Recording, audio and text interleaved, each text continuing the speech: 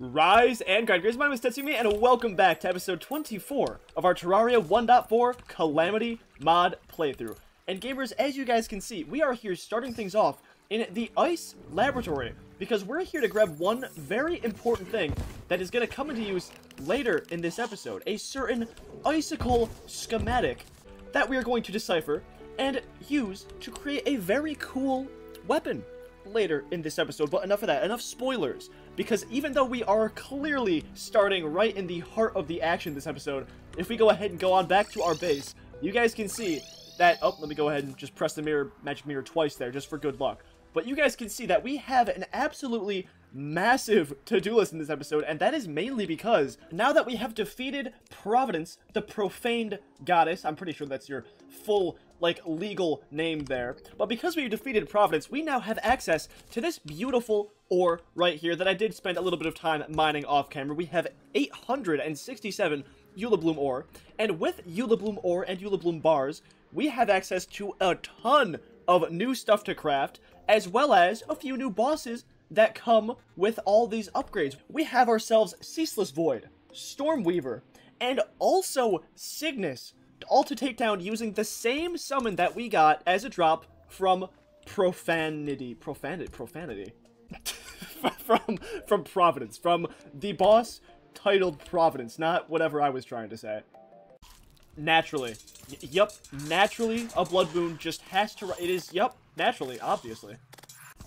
Alright, but you know what? Enough yapping. Let's actually go ahead and get into some of this crafting that we have to do. So let me go ahead and deposit all of this stuff, literally everything in my inventory here. And first things first, we have to craft ourselves all of this Eulabloom ore, because we are going to use a lot of it in all of these crafting recipes that we have today. And again, just really tanking the FPS for some reason. I don't know why the magic storage mod has been doing this lately, but you know what, I guess it is what it is. We got 216 of this Eulabloom bars, which I think should be good. I'm pretty sure this is more than enough for everything that we need to craft in this episode. But speaking of which, let's actually go ahead and check on the to-do list and see what we do need to craft today. So first off, we got this elderberry. This is basically just going to be a nice little health buff for us. We got the Terraria, which is an absolutely insane post-Providence sword. Very cool. We also have the True Tyrant's ulti sword, which again is just another very cool I almost said Plantera. Post-Providence sword. Then we have the Tarragon armor and also the Tarragon wings, just because you know your boys got a match with the drip. And that is all the things I want to craft on the melee side. And then after that, we go ahead and fight our next boss, which is going to be Ceaseless Void down here. And then we go ahead and switch to Mage, where yet again, we have a ton of more stuff to craft. Except this we actually do have to wait on, because for a lot of these crafting recipes, I'm pretty sure we need to get a drop from the Ceaseless Void. Which is, I guess, just a good time to switch to Mage anyway, because look at all these weapons. Like these are pretty much all weapons. Like these three down here are accessories, but we get all these new weapons to try out, which is going to be very, very fun. Alright, let's go ahead and start the speed run here. So let's see. First off, we got the elderberry. The speed run is going to start when I open up this crafter interface. 3, 2, 1, go. Alright, for a little lag, that's fine. Elder, if I can spell, it's going to be a bit hard to spell. Is that not what it's spelled like? How do you spell it? Elderberry. Elderberry, where? Oh, it's because that's gonna take some time off. That's gonna take some time off. Go ahead and put that in my inventory. Then we got the Terraria. That's fine. I can make up the time back here. I gotta make the Terrorblade first. There we go, Terraria. Bam, easy, easy. Then we got the Tyrants, whatever. I don't even need to type. I already know what it's called. Bam, there we go. Okay, we're making great time. Definitely making a comeback time. Then we got the armor set, the Tarragon armor set. So first off, we got the breastplate. Easy, easy. We got the... I don't have enough. Okay, pause. Pause on the timer. Pause on the timer. This is a technical disqualification, unfortunately. We were definitely on world record pace, for sure. That's really annoying. It's not even that we ran out of Eulabloom, either. It's we ran out of these Divine Geodes. Damn. Luckily for us, though, these Divine Geodes are pretty easy to get, because all I need to do is go ahead and talk to this NPC, and go ahead and just buy myself another Providence treasure bag. But I don't have enough money. I am short 38 pieces of gold. God damn. I'm back. We bought it. Let's go ahead and open her up. There we go. We got 36 more pieces of Divine Geodes. That should hopefully be more than enough.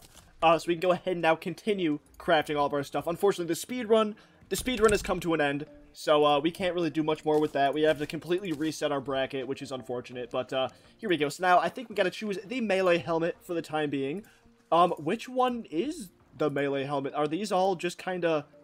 Oh, okay, I was reading the complete wrong. I was reading the thing where it said, like, immunity to lava instead of, like, the bottom where it says, like, damage reduction or, like, melee damage and stuff. So here we go. The Tarragon Helm is going to be the melee variant, so we can go ahead and craft that. And I think with that, we have the wings, right? The Tarragon wings over here. And yeah, nope, we're done. We have speed ran crafting all of the melee variant of the stuff we need to craft, which is very, very cool. Alright, so first off, we got ourselves the armor here, so let's go ahead and swap it out. We have 134 defense currently, so if we swap everything out, we go up to 173 defense. Damn! And I remember the set bonus for the Astral set was just kind of like a very general, like, it says 35% increase, like, base damage, 25% increase critical strike, all that stuff. Switching to the Tarragon armor for specifically melee, we get increased heart pickup range, enemies have a chance to drop extra hearts on death, enemies more likely to target you, 25% chance to gain a life regen buff when you take damage, and it looks like there's an ability too. I can press a undesignated keybind right now to cloak myself in energy that heavily reduces enemy contact damage for 10 seconds, and it has a 30-second cooldown. Ooh, okay. So it doesn't seem like there's any drawback to that in terms of like movement speed or the defense or anything like that. That just seems like really good. So I should definitely put the keybind on for that. That just sounds awesome. And then we also have ourselves the wings, and I'm pretty sure this will also give us an additional effect or something, right? Let's see. It's 15 defense and plus 2 life regen while wearing the Tarragon armor. So there we go. We got a little bit of extra defense, almost up to 200. Damn, 188 defense with this armor. That's really nice. Alright, and now we can go ahead and take a look at the 2 very cool swords that I did just craft. And also, I did go ahead and reforge both of these, and also the wings, to their optimal reforges, I believe. I don't think the Terraria can go any higher than Godly, and obviously Legendary is the best modifier for swords, so we got that. So before we actually go ahead and check out those swords, first, let's go ahead and pop on the Elderberry to give myself up from 685 max life to 710 max life, which is very, very cool. So let's go ahead and start out with the true Tyrant's Ulti Sword, which sounds very cool. What it does is it fires Blazing, Hyper, and Sunlight Blades, and it also gives the player the Tyrant's Fury buff on enemy hits, which is basically just a buff to melee damage and also crit chance. So I guess first let's go ahead and take a look with just the projectiles here. So you can see, wow.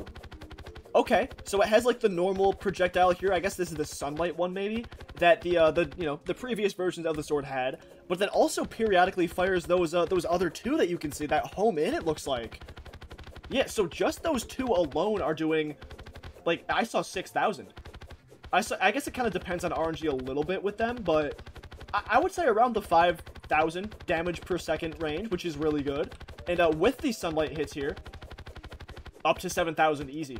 Yeah, easily up to 7,000. And now with the physical, the true melee hit too, let's see.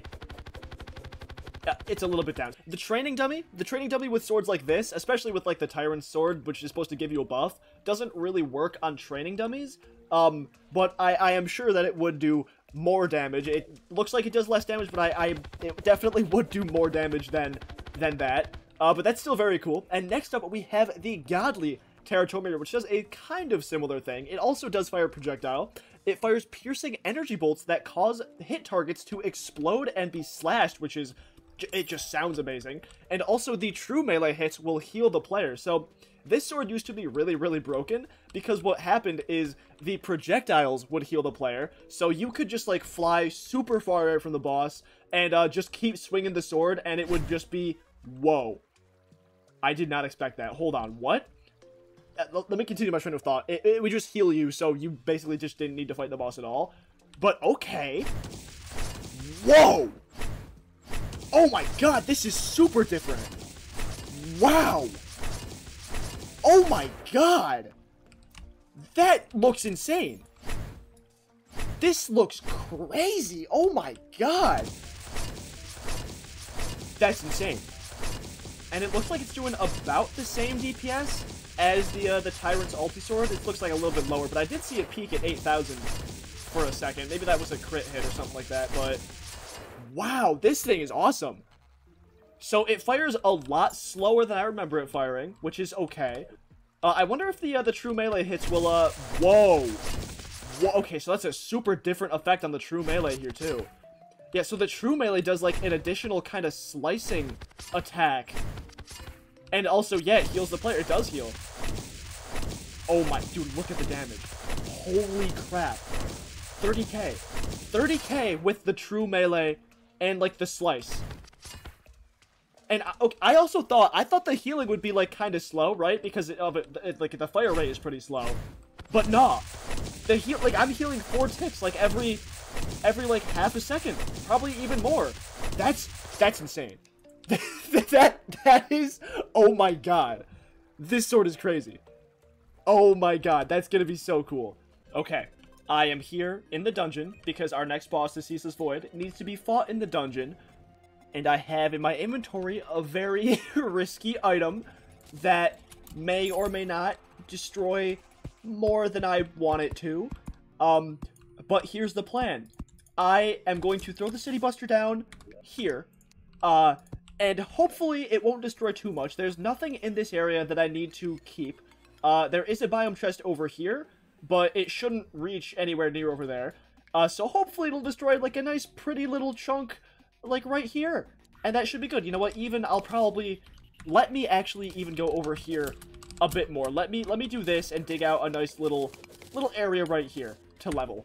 Oh god, it's always so scary to do this, but you know what, let's just do it. Let's just do it. There we go. It's thrown, not in the correct spot, but that's okay. Oh, I hate it. Oh, I hate it so much. Oh, but that's good. That's good, yeah? I think this is a good little area. All of this is still the dungeon, so I'm not out of the dungeon yet. Yeah, that was good. This should be our arena now. Alright, so I went ahead and cleared out my inventory, as you guys can see. So I think we're just ready to fight this thing? Make sure I'm zoomed out all the way, yeah. Oh, that's gonna be annoying. One of these, blazing wheels spawned in that's gonna be going around the entire arena all the time. That's fine. I guess I probably don't need my minimap on for this fight, because I'm pretty much just in, like, a nice little box. So let's just do it. Let's do it and try and use both of my... Oh my god, damn! Okay, off to a pretty cool start. Already it's put me in some balls. I guess it's put me in its balls. Oh no. This is a great opportunity to use the true melee on this thing though. For sure. Wow, oh my god, dude, this thing does so much damage. This thing does, and the healing is crazy. It's like every time I get hit, it just doesn't count. Dude, this is wild. This weapon is so good. This weapon is so cool. Oh my god, let's go ahead and switch back to the Tyrant's Ulti Sword for a little bit. Because there's not many balls left. Okay, here we go. It's sucking me in right now, so I guess I gotta just avoid more balls, I assume. It fired some lasers at me, okay. Lasers are hard to avoid, I'll be honest. Yeah, no, everything is hard to avoid. I'm gonna go ahead and switch back to this and see if I can, get myself a little bit of healing through. Oh, I can! Oh, those don't take damage now. Okay, so this is just a bullet hell I gotta dodge situation. That's fine. That's fine by me. Actually, I can circle around it like this and get a ton of, health, I feel like. That was pretty good. First attempt, that was pretty good. I assume it's just gonna cycle between those few different phases now.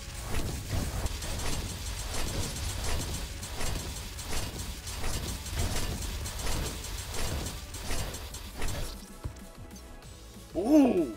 Well, I didn't realize. Did it say 24% down there? Okay, so I was actually doing not bad during that fight. Okay, cool. That was really fun. I did notice one thing though, that it would occasionally do the that like nebula pillar effect where you kind of just like hover and you can't really go up or down. I did notice that, but honestly, I think other than that, I just kind of do the same thing and we probably win.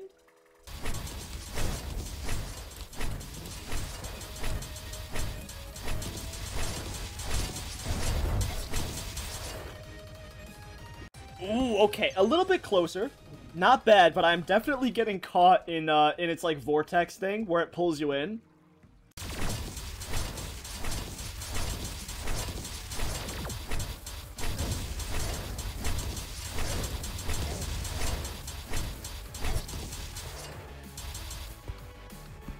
Oh, okay, I'm gonna include that attempt. not because I got further or anything, but I equip my mount, right? Because I have a plan where I will use my mount to fly around him when he does that phase where he, you know, shoots the balls spinning and all that stuff. I don't know why, but, like, halfway through me riding my mount, I just was not able to use D or A. I could, like, move to the left a little bit with the A key, but, like, it just stopped me from moving entirely with the D key. And I don't know if it's because I got stuck on a block or something, because I didn't see any blocks, but that really sucked. Yeah, no, this area is where I died, and there are no blocks in the way. So maybe it was a glitch, or maybe my keyboard just decided to stop working for a sec, but I don't know.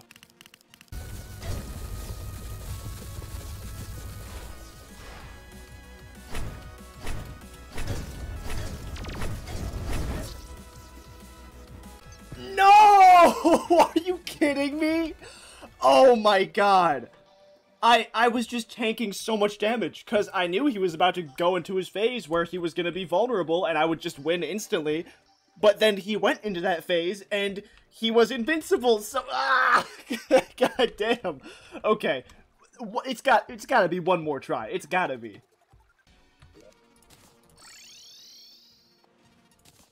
Oops.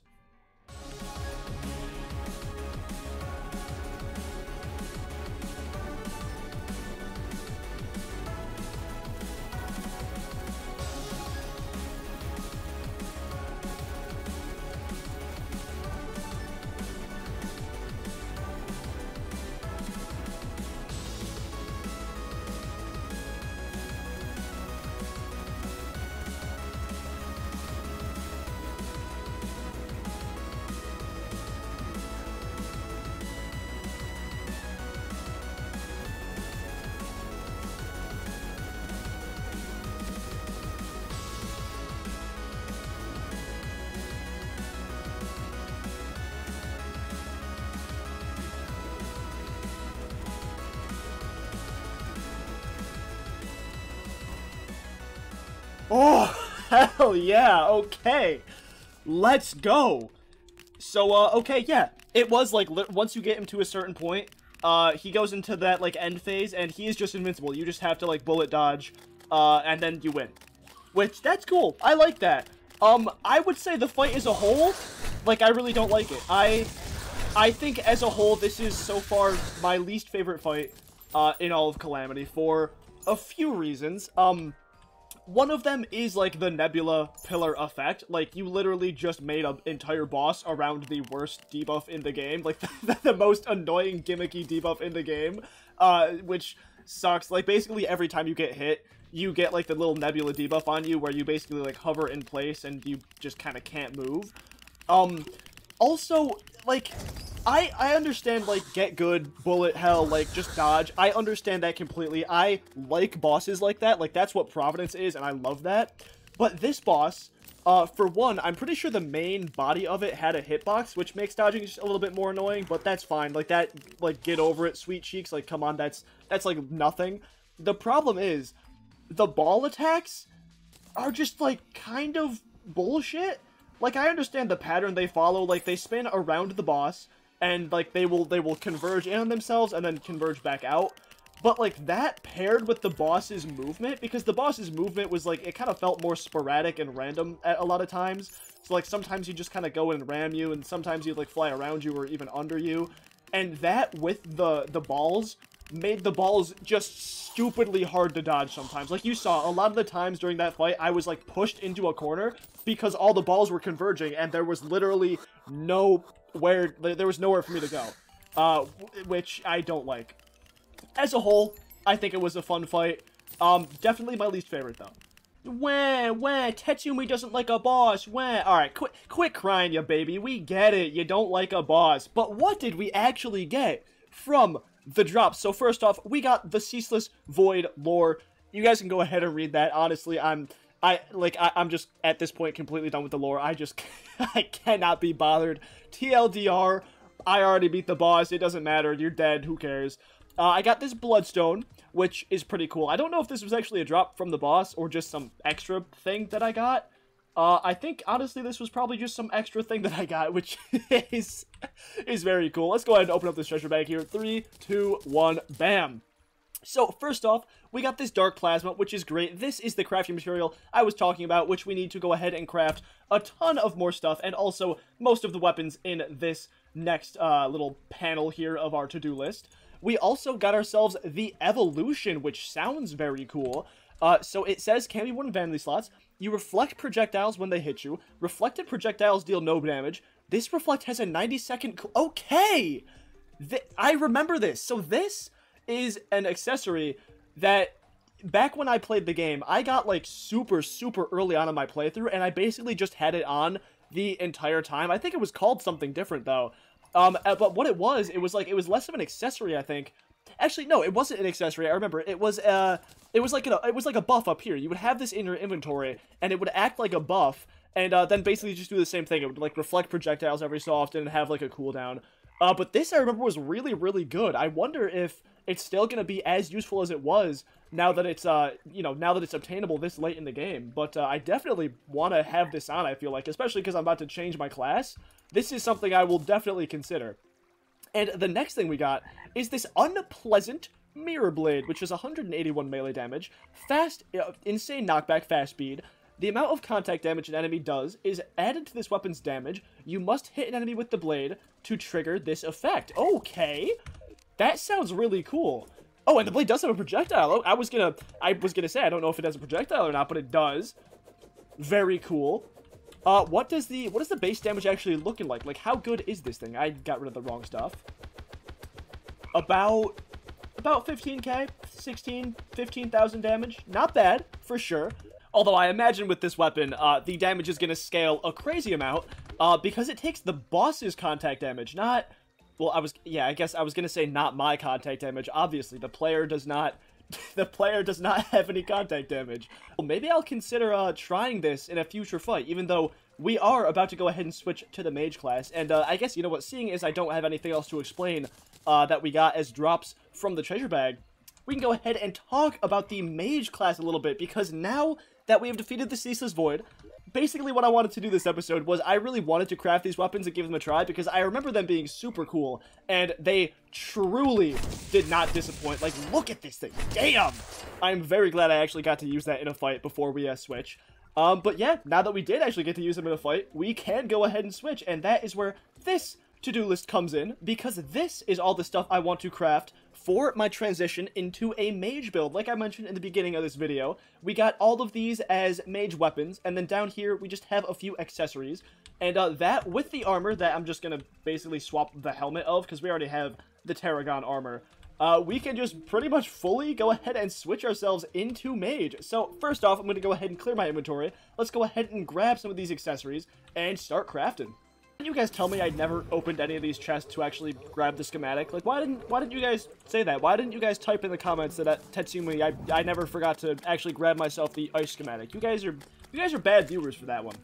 You know what? While we're on the topic of talking about labs and schematics, there is something that I should briefly mention, and that is, do you guys remember when we fought the Profaned Guardians, and we did that in the Underworld, and we made this long, giant arena so we could have enough room to fight it? Well, the problem with that, and I did not have the foresight to realize this, but the problem is that there is a laboratory in the Underworld here, and as it stands, this is the size of said laboratory, which they downsized, sure. You know, it's a nice little tiny home of a laboratory, which is all well and good, except the problem is that the rest of the lab was deleted. So we can't actually get the schematic that was supposed to be inside it. So what we're going to go ahead and do, and I'm going to cheat, but you guys are going to watch it on recording, so it makes it okay. We're going to go ahead and type in schematic here, and we need the Underworld one right here. So there we go. We're not technically breaking any rules. I absolutely could have went down and obtained this before I accidentally deleted the entire lab, but we didn't. So this is what we have to do, and you know what? That's okay. Alright, well now that we got ourselves these next two schematics, we can go ahead and upgrade our Codebreaker base here with the advanced display. So there we go. And this will allow us to, I believe, start decrypting the Underworld schematic. So here we go, we can go ahead and get this decrypting. And then after this is done decrypting, we can upgrade this one more time and then decrypt the Ice schematic. And then finally, we should be completely ready to start crafting all the very cool new mage weapons for when we switch over to the mage class.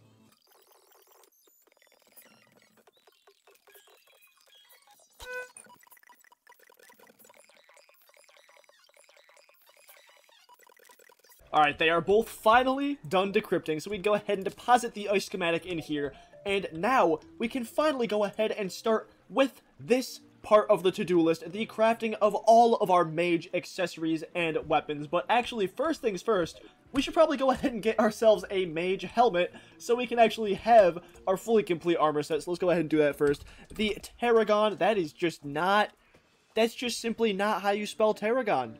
Tartert. Nope, that's that's incorrect. So let's see. I think it looks like it's this one. Here we go, the Tarragon mask.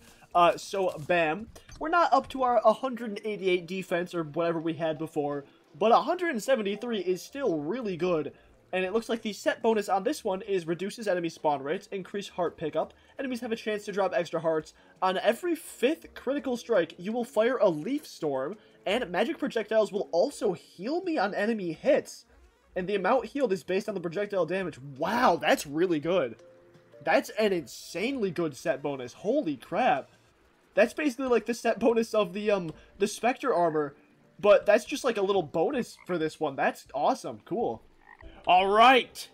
But now, gamers, it is time for us to do a redo of the speedrun that we had in the beginning of this episode, because now we have a whole new list of stuff to craft. So hopefully this time we can actually go ahead and get ourselves the world record. So as always, the timer is going to start when I open up the crafter interface like that. So here we go, timer on screen now. Bam, you see the timer. Ready? Here we go. Let me look at the list one more time. This is the crazy world record speed run here, guys. We can't do any mistakes. All right, ready? 3, 2, 1, bam. Okay. Oh, got a little bit of lag. That's fine. Tacticians, trump card. Here we go. Here we go. Bam. Okay, there we go. Easy. Next up, we got the Thorn Blossom. Okay, gotta click this thing. Gotta remember that. We got the Thorn Blossom. Easy. Bam. Bam. Oh my god. Come on. Come on. Lost a bit of time. That's fine. That's fine. We got the Bio-Sulfide, whatever it's called. Bio-Sulfide. Bio-Sulfate. I don't even know. We got Missile Storm. I almost forgot that one. It's okay. This is an unordered, any tier, any whatever tier list. That's fine. We got the Plasma Cutter. Oh my god. Oh, we're making such good time here. We're making such crazy good time here. Look at this. We got... Oh, we're already onto the accessories. We got the Sigil of Calamitous. Lost a bit of time there. I don't really know how to spell, but that's okay. Never learned in school. Next up, I already know what we got. No, I don't. I lied. We got the Magnet. We got the Magnet Flower. Here we go. Magnet Flower. Bam, we got one more thing as a bonus. This is the bonus. Oh, my optional bonus. There we go. Time is over. Time is over. Demonic Magnet Melt. Oh, my God. That was a great time. I'm gonna have to edit that back in post. I think we got world record, guys. I think we did it. Oh my god, I think we did it. You know, it could have been optimized a bit more. You know, if I learned how to spell in school, if I didn't get that lag spike when I opened this thing, that's fine though. That's fine. It is what it, bro. We got it, guys. We got it. Oh my god. Okay, enough of that. Let's go ahead and actually talk about some of the stuff that we got. So let me go ahead and first off put the super dummy right there, because a lot of this stuff is weapons. Let's go ahead and talk about some of the accessories first. So we have these 3 accessories. We got ourselves the Sigil of Calamitous, which is basically just a magic damage increase, which is pretty cool. The Menacing Magnet Flower, which this is actually a vanilla item, so you guys probably already know what it does. But this is the same thing as the Mana Flower mixed with the Celestial Magnet, so it does 12% reduced mana usage, and also will automatically use mana potions from my inventory if I run out of mana. Then I also have the Guarding Chaos Stone, which this is pretty cool. What it does is it basically replaces Mana Sickness with an effect called Mana Burn, which will basically do damage to me. Except the cool thing is, it won't take away any of the damage that Mana Sickness usually gives you, because when you get Magic Sickness, Mana Sickness, whatever it's called, I forgot, your mana weapons will do less damage in the time that you have the debuff on. So this pretty much gets rid of that in exchange for doing a little bit of damage to you. But honestly, I feel like that's a decent trade. And with that, I think for the most part, my accessories should be pretty set. Let's go ahead and talk about some of the weapons now. Alright, I went ahead and ordered all the items in my hotbar from what I think will probably be the least cool to the most cool. But with that being said, let's just go ahead and start checking some of these things out. So first off, we have the Bio Sulfilade, I think that's how you say that. And this unleashes a concentrated beam of life energy, which sounds pretty cool. Let's go ahead and fire it. Ooh! Oh my god! Damn! Oh my, look at the damage! Oh, this is sick! This is really cool. And those leaf attacks, by the way, those are from the set bonus from this armor. Those are not from the actual, the weapon. Oh my god. Oh, I was so wrong about this weapon. I thought this weapon would be, like, kind of weak and, like, basic. Because, like, the crafting recipe for it is just, it's so simple. It's just Eula Bloom and a Spell Tome. But, oh my god. Wow, that is incredible. That does so much damage. That's, oh my god, okay. Okay, you know what? I'm impressed. I'm thoroughly impressed. Good job, Biosulfilade. That was pretty cool.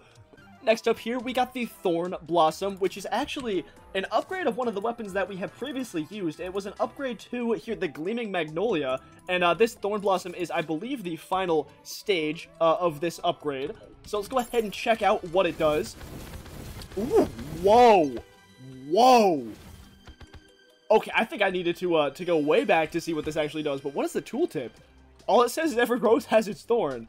And also, by the way, I didn't bother doing any reforges on any of these. I will do that eventually. But for now, this is just kind of a test to see what the weapon actually does, not really how much damage it does.